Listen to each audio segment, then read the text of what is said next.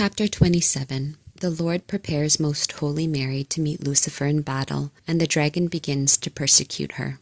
The eternal Word already made man in the womb of Mary the Virgin, and possessing her as his mother, was aware of the designs of Lucifer not only through the uncreated knowledge of his Godhead, but also by the created knowledge of his humanity. He prepared the defense of his tabernacle, which was more estimable in his sight than all the rest of the creatures, in order to clothe the invincible lady with new strength against the foolhardy daring of the treacherous dragon and his hosts. The most holy humanity of Christ rose up, as it were, in an attitude of defense in the virginal chamber of Mary, in order to meet and offer battle to the princes of darkness. In this position, he prayed to the Father and asked him to renew his favors and graces in Mary, in order that she might, with added strength, crush the head of the ancient serpent, that this woman might humiliate and overcome him, frustrate his designs and all his powers, and that she come forth triumphant and victorious over hell, to the glory and praise of God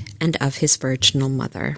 The prayer of Christ our Lord was punctually fulfilled in the most blessed Trinity. Then, in an indescribable manner, her most holy Son was shown to Mary in her virginal womb. In this vision, the plenitude of graces and unspeakable gifts were vouchsafed to her. Illumined anew with additional light of wisdom, she recognized the highest and most hidden mysteries impossible to describe. She understood especially that Lucifer had prepared vast designs of pride against the glory of the Lord, and that his arrogance rose up to drink the pure waters of Jordan. The Most High, informing her of these things, said to her, "My spouse and my dove, the infernal dragon thirsts with such wrath against my holy name and all those that adore it, that he wishes to drag toward him all without exception, and with daring presumption he tries to blot out my name from the land of the living. I wish thee, my beloved, to come to the defense of my cause and of my holy name by giving battle to the cruel enemy, and I will be with thee in battle, since I am in thy virginal womb. I wish that thou confound and destroy the enemies before I appear in the world, for they are convinced that the redemption of the world is nigh, and therefore they desire to gain over and ruin all souls without exception before the world is redeemed. I trust this victory to thy fidelity and love. Do thou battle in my name, just as I in thee, against this dragon and ancient serpent." These words of the Lord and the knowledge of these secrets so moved the heart of the Heavenly Mother that I cannot find expression for that which then happened. When she understood that her most holy Son wished her to defend the honor of the Most High, she was so inflamed with divine love and filled with such invincible fortitude that, if each one of the demons would have been an entire hell and filled with the fury of all its inmates, they, all together, would have been only like a few weak ants compared to the incomparable strength of this our valiant leader. All of them she would have vanquished and destroyed by the smallest part of her virtues and of her zeal for the honor and glory of the Lord. And her divine protector and helper ordained this glorious triumph of his most holy mother over hell, in order that the arrogance of his enemies might no longer lord it over us, nor rest assured of being able to destroy the world. But he wished to hasten its redemption, and put us mortals under obligation not only to the inestimable love of his most holy Son, but also to Mary, our heavenly defender and reparatrix. She was to issue forth to battle, stop his progress, vanquish and suppress him, placing mankind on a proper footing for the reception of their Redeemer. O sons of men, dull and slow of heart, how is it that you do not heed such admirable blessings? Who is man, that thou shouldst honor and favor him thus, O Most High King? Thy own mother and our mistress thou sendest out to labor and combat in our defense. Who ever heard of similar happenings? Who has ever shown such force and ingenuity of love? Where is our intellect? Who has deprived us of the use of reason? What hardness of heart is this? What has drawn us into such vile ingratitude? What shameful conduct of men who, while they claim to love and honor her so much, are guilty of such low and infamous ingratitude as to forget such an obligation? The true nobility and honor of the sons of Adam would rather seem to consist in thanking her incessantly and sacrificing their lives in gratitude. The obedient mother, offering herself to battle with Lucifer for the honor of her most holy Son, of the Holy Trinity and our own, answered him that had commanded her, saying, My Lord and highest good, from whom I have received my being and all the grace and light which I possess. To thee I belong entirely, and thou, Lord, hast condescended to be my son. Do with thy servant what shall be to thy greater glory and pleasure. For if thou art in me, and I in thee, who shall be powerful enough to resist thy will? I shall be the instrument of thy almighty arm. Give me thy strength, and come with me, and let us go forth to battle against the dragon with all his followers. In the meanwhile, Lucifer issued from the meeting, now filled with such hateful spite against her, that he considered the perdition of all the other souls as of small consequence. If we could know the fury of Satan as it is in reality, we would understand better what God says to holy Job, that he counts steel as straw and bronze as rotten wood. Such was the wrath of the dragon against most holy Mary, and such it is even now against the souls. For if he esteemed the most holy, the invincible, and most strong woman to be no more than a dried-up leaf, what will he do to sinners, who like empty and decaying reeds do not withstand him? Living faith alone and humility of heart are the double armor which enable them to procure glorious victory.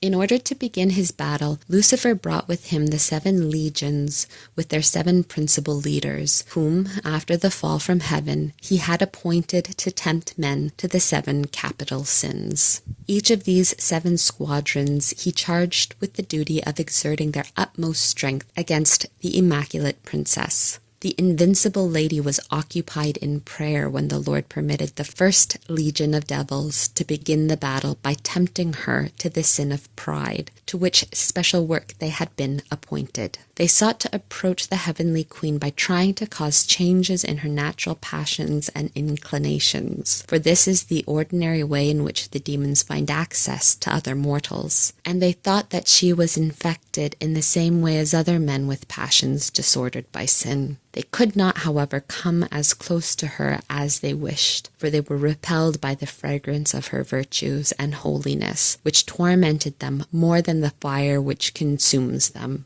In spite of this obstacle, and although the very sight of Most Holy Mary pierced them with raging torments, they nevertheless ignored their pains and lashed themselves into furious and ungovernable wrath in their obstinate endeavors to approach nearer to her and exert upon her their cursed and damnable influence. The Most Holy Mary, who was alone and left only to her natural forces, stood prepared for the assault of those countless demons. Yet she, by herself, was as formidable and terrible to them as many armies in battle array. They presented themselves before her in the most horrid masks and with wicked lies. But the sovereign queen, teaching us how to conquer, did not change her position, nor was moved interiorly or exteriorly, nor did she show any emotion of fear in her countenance. She took no notice of them, nor attended to them any more than if they had been the weakest ants.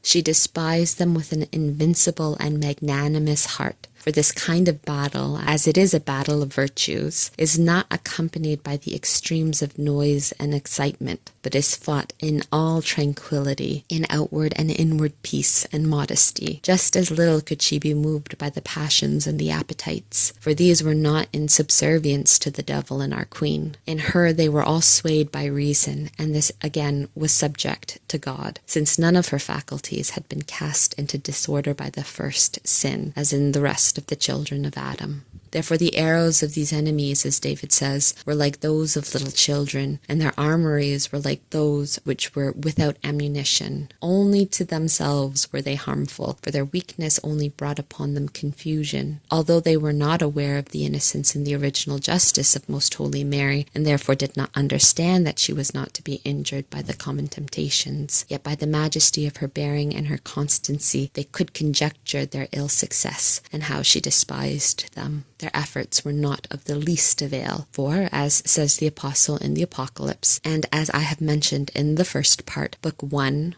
Number 129. The earth helped the woman who was clothed with the sun when the dragon opened upon her the flood of his impetuous temptations, meaning thereby that the earthly body of this lady had not been vitiated in its faculties and passions as those of others who had been touched by sin.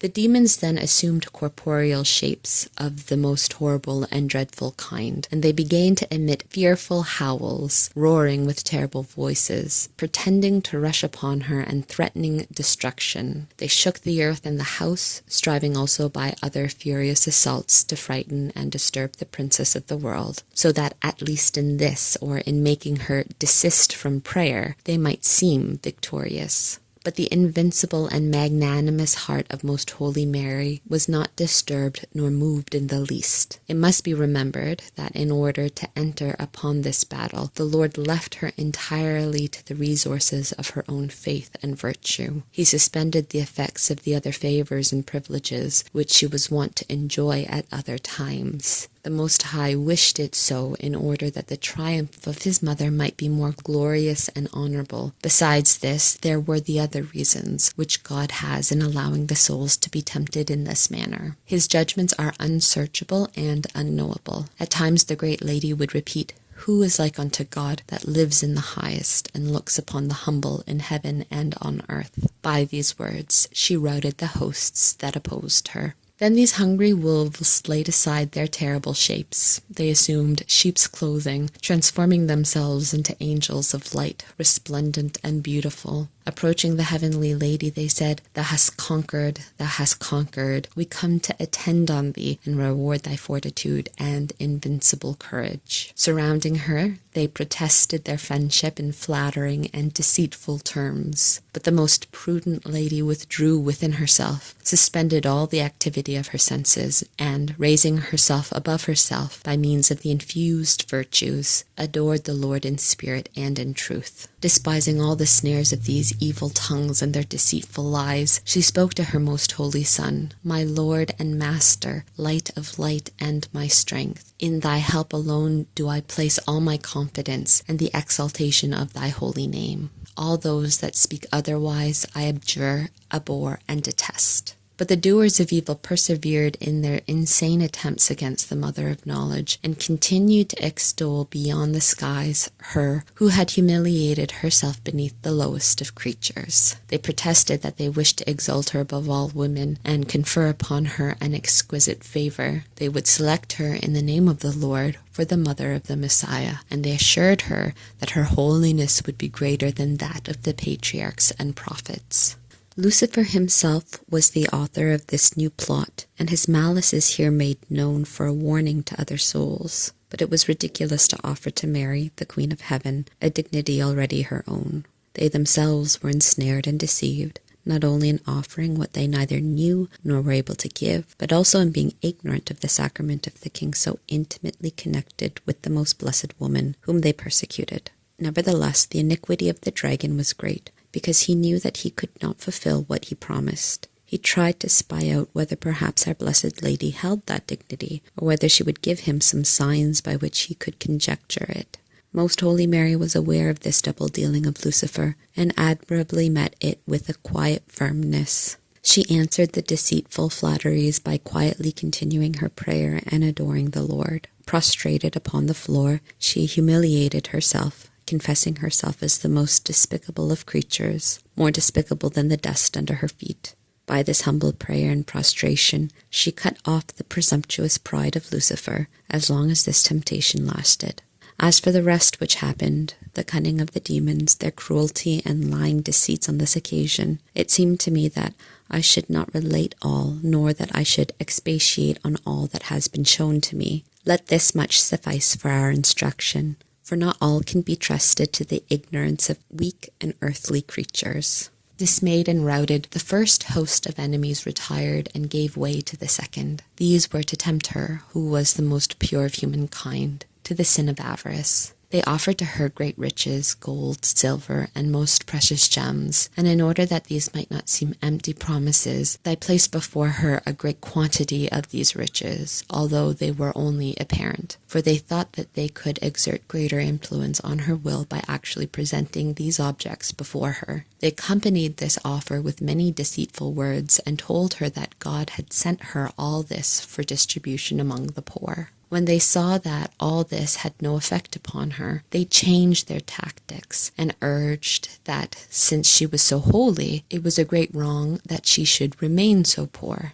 It was more reasonable that she possessed these riches than that they remain in the hands of wicked sinners, for this would be an injustice and a disarrangement of the divine providence, that the just be visited with poverty, while God's wicked enemies abound in riches and affluence. In vain the net is spread before the eyes of the bird in its flight, says the wise man. This was true of all the temptations of our sovereign queen, but the malice of the serpent was much more preposterous in regard to this temptation of avarice, for this phoenix of poverty was so far removed from the earth and winged her flight so far above that of even the seraphim, that such a vile and contemptible snare was entirely in vain. The most prudent lady, although she possessed divine wisdom, never undertook to argue with these enemies, as in truth nobody should, for they battle against the manifest truth, and will not admit defeat, even when they must acknowledge its effects. The most holy Mary made use of some words of the Holy Scriptures and repeated them with serene humility. On this occasion, she selected the words of the 118th Psalm. I have acquired for my heritage and for my riches the keeping of thy testimonies and thy laws, my Lord. She made use of many other passages, gratefully praising and blessing the Most High, because he had created and preserved her without her merits. In this most wise manner, she rejected and overcame the second temptation, to the confusion and torment of these agents of iniquity. Then advanced the third legion, led on by the prince of impurity, who assails the weakness of the flesh. These made so much the greater efforts because they foresaw more clearly the improbability of success, and in truth they gained less than all the others, if one may speak of more or less in these different temptations of the Virgin Mary. They tried to suggest to her vile images and to produce before her eyes unspeakable monstrosities, but all their efforts vanished in midair. For the most pure Virgin, as soon as she had recognized the first signs of this vice, withdrew entirely within herself, and suspended all the activity of her senses. Thus not even the shadow of a suggestion or indecent image could enter her thoughts, since none of her faculties were in action. With the most ardent longing, she renewed many times her vow of chastity in the presence of the Lord, and she merited more on this occasion than all the virgins that ever existed or will exist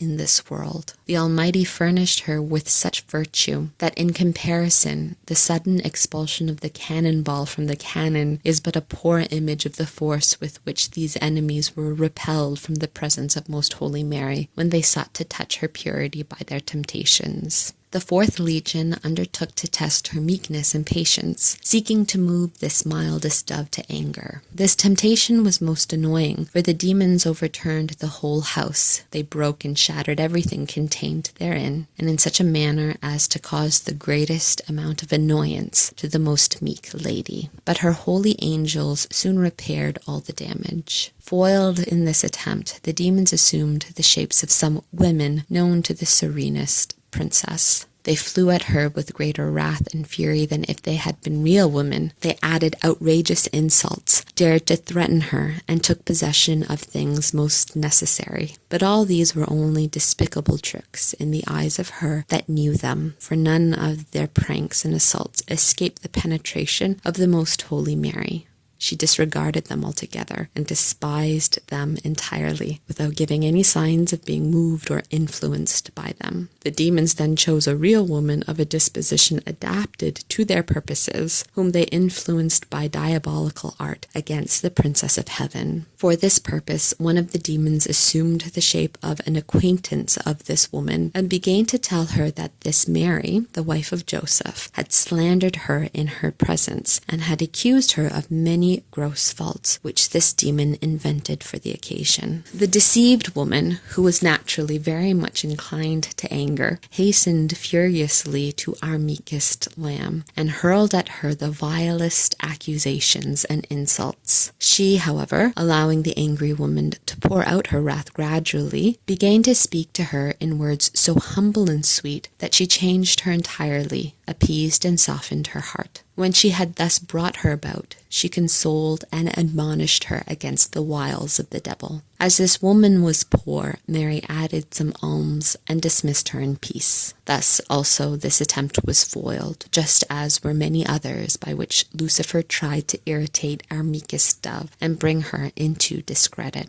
The Most High always defended the honor of his most holy mother, making use of her own perfection and virtue and of her prudence and humility, so that the devil could never succeed in harming her good name in the least. She always acted so prudently and with so much meekness and wisdom that the multitude of the hellish attempts were totally ineffectual. The tranquility and meekness of the sovereign lady during these temptations of the dragon caused the admiration of the angels. Even the demons were full of astonishment, though of a different kind, at seeing such behavior in a mere creature, and that a woman, for never had they seen the like. The 5th legion followed with temptations to gluttony. Although the ancient serpent did not bid our queen to turn stones into bread, as he afterwards presumed to do with her most holy son, for he had not seen her do such great wonders, since they had been withheld from his knowledge. Yet he tempted her, like the first woman, with the pleasures of the taste. They placed before her a great feast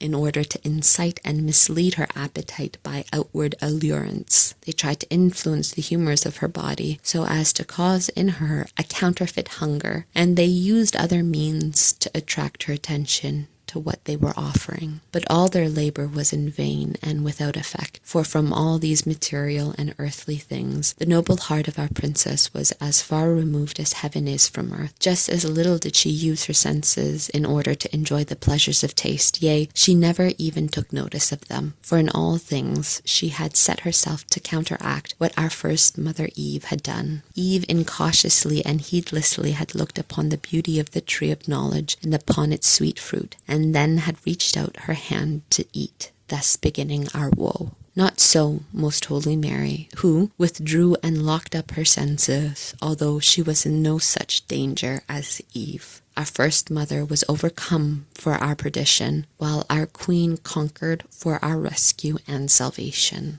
Much dismayed by the discomfitures of the preceding hosts, the spirits of envy approached. Though they could not estimate the full perfection of the deeds of the Mother of Sanctity, they nevertheless felt her invincible strength. They had seen her so unmovable that they almost despaired of enticing her to any of their wicked purposes. Nevertheless, the insatiate hatred of the dragon and his immeasurable pride would not yield. They laid new plots in order to provoke the lady, most beloved of the Lord and of men, to envy in others what she herself possessed, and even what she abhorred as useless and dangerous. They drew up a long list of natural blessings possessed by others and denied to her, and as they thought that supernatural gifts would move her more, they mentioned great spiritual favors and blessings, which the Almighty had conferred upon others and not upon her. But how could these lying representations move her, who was the mother of all the graces and gifts of heaven? For the blessings of all the creatures taken together were less than her single privilege of being the mother of the author of grace. Precisely because His Majesty had so favored her, and because the fire of his charity burned within her, she ardently desired that the hand of the Most High enrich and favor her fellow men so much the more. How then could envy find room where charity abounded?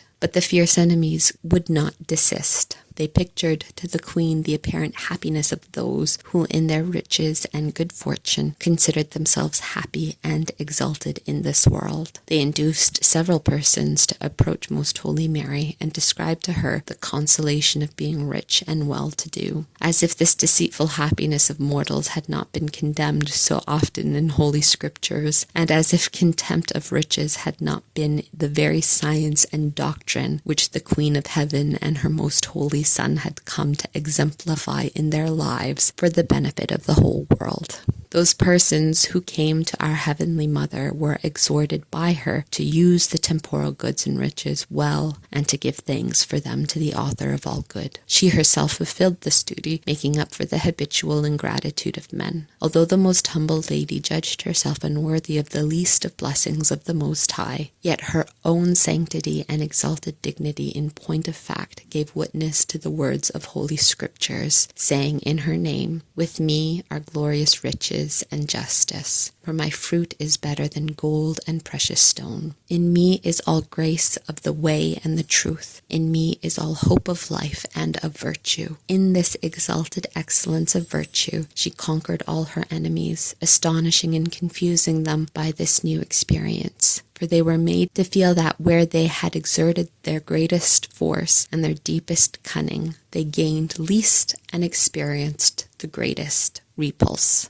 Nevertheless, the demons stubbornly persisted and proceeded with the seventh temptation, which was that of idleness. They sought to cause in her a corporeal indisposition or feeling of weakness and fatigue accompanied by dejection of spirit. This is a trick of Satan, little known, and under its cover, the sin of laziness causes much ruin among souls and prevents much progress in virtue. They suggested, moreover, that she postpone some exercises on account of weariness in order to be able to perform them so much the better after having rested. This too is one among many other tricks of Satan, and we do not often discover it or know what to do against it. They also sought maliciously to hinder the Most Holy Lady in some exercises by means of human creatures, whom they sent to visit her at unseasonable times, trying to impede the performance of some of her holy exercises and occupations at the time and hour set for them. But all these delusions were detected by the most prudent and alert princess. She evaded them by her wise precautions, without permitting the enemy to succeed in any of them, and acting in all things up to the standard of the most exquisite perfection. Her enemies were obliged to desist, hopelessly foiled and repulsed. Lucifer was full of rage against his companions and against himself, but in their fury and insane pride they resolved to make one more general assault upon Mary, as I will relate in the following chapter.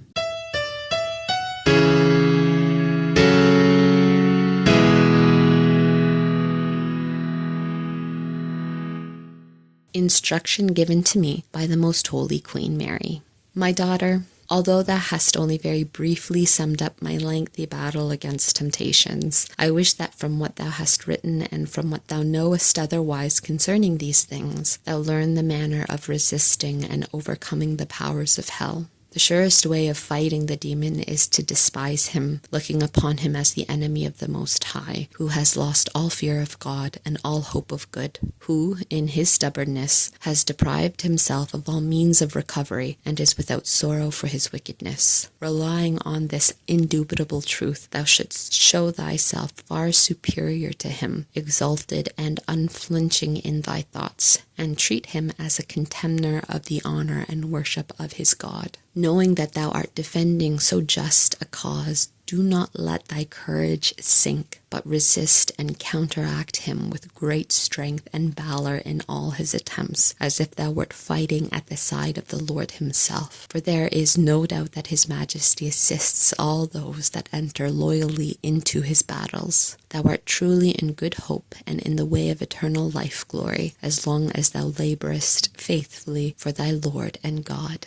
Remember then that the demons detest and abominate that which thou desirest and lovest, namely the honor of God and thy eternal felicity, and that they are striving to deprive thee of that which they cannot restore to themselves. God has reprobated the demon, while he offers to thee his grace, his virtues, and his strength, in order to overcome his and thy enemy, and to procure for thee the happy end of eternal peace. Only thou must work faithfully and keep the commandments of the Lord. The arrogance of the dragon is great, yet his weakness is greater, and he does not represent more than a weak atom in the face of the divine power. Yet as his cunning and malice far exceed that of mortals, it is not advisable to allow the soul to bandy words with him, whether he is present invisibly or visibly. For from his darksome mind, as from a smoking furnace, issue the shadows of confusion, obscuring the judgments of mortals.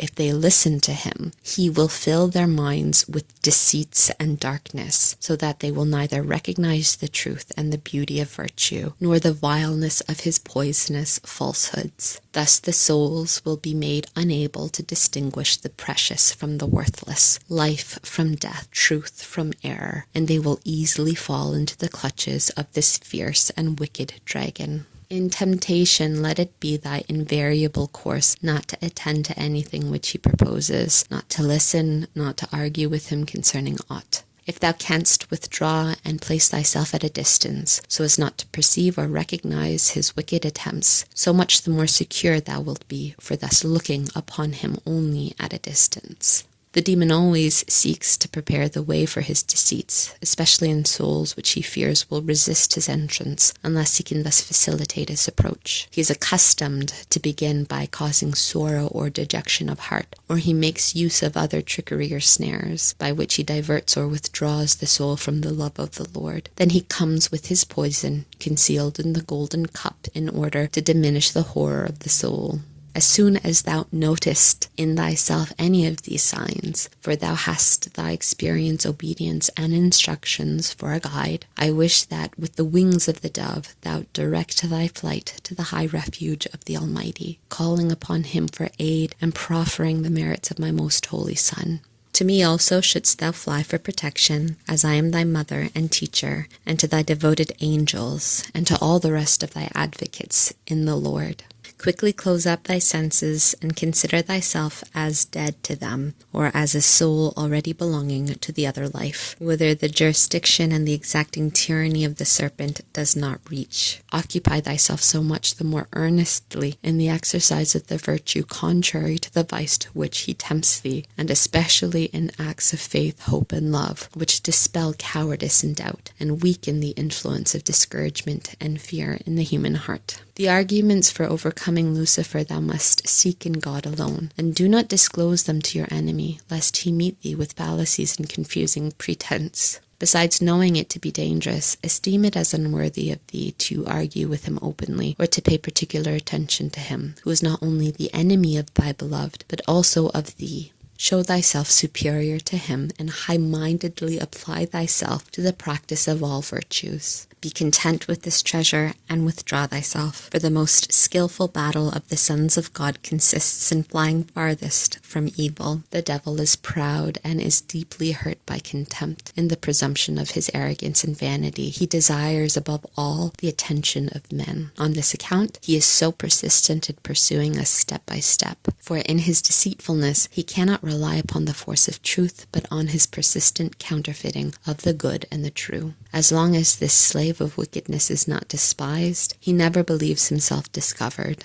and he continues, like an importunate fly, to buzz about the spot tainted by the greatest corruption. Not less warily must thou conduct thyself when thy enemy makes use of other creatures for thy destruction. This he does in two ways, either leading them on to immoderate love, or to undue dislike or hatred. As soon as thou noticest a disorderly affection in those with whom thou conversest, observe the same precaution as in flying from the demon, yet with this difference, that while thou hatest him as thy enemy, thou consider the others as God's creatures, to whom thou must not deny the consideration due to them on account of his majesty. But in as far as withdrawing from them is concerned, act as if they were thy enemies. For in regard to the service which the Lord requires of thee, and in regard to thy present condition, it is the devil who operates in these persons toward separating thee from thy God and from thy duty. If on the other hand they hate and persecute thee,